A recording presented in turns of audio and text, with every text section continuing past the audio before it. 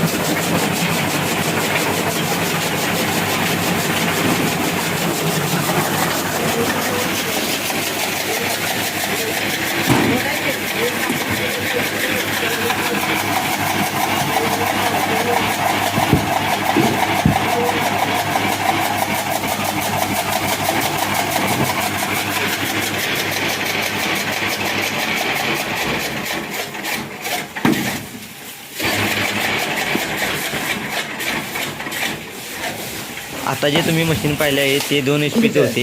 याच्यापेक्षा सुद्धा मोठं मशीन आहे आपल्याकडे, ते 3 HP आहे. जर तुम्हाला ते बघायचं असेल तर कमेंट करा आणि चॅनलला सबस्क्राईब करा विसरू नका.